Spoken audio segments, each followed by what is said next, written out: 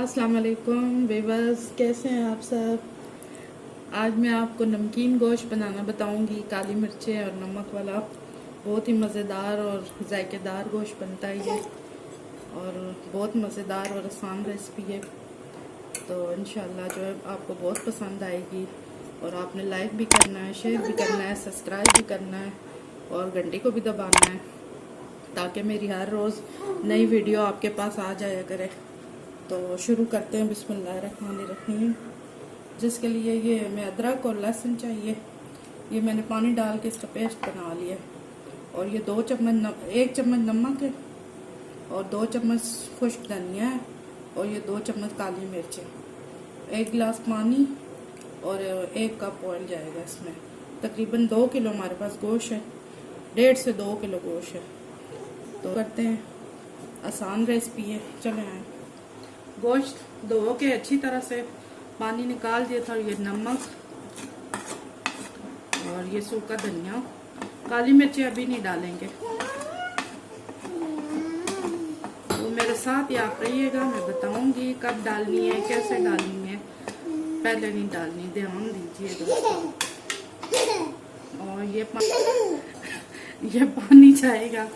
ये मूसा साहब जो है ना, मैं बातें करती हूँ तो बीच में मुझे हंसाते हैं, तंग करते हैं।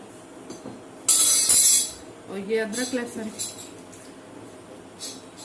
1 पूरी गड्डी लहसुन की थी, और तकरीबन 2 इंच का टुकड़ा अदरक का था।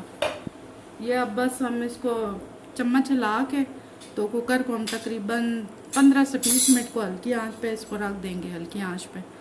तो उसके बाद फिर आप मेरे साथ ही रहिएगा, फिर मैं बताऊंगी क्या करना है। जी बस इसको मैंने तकरीबन 20 मिनट किया है। गोश्त अच्छी तरह से गल चुका है, और ये इसका अपना ऑयल मैं छोड़ा है, चर्बी जैसी हुई इसमें। तो कुछ थोड़ा सा और हम डालेंगे इसमें,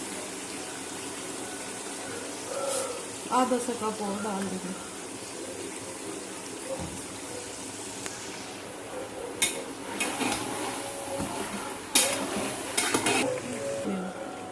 जी बस थोड़ा सा इसमें 3 से 4 चम्मच सिरका,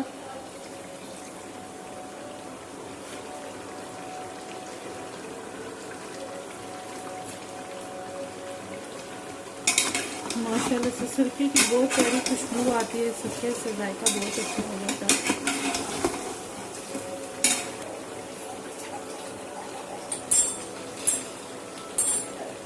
ये अब एंड में काली मिर्चें हैं, 2 चम्मच है।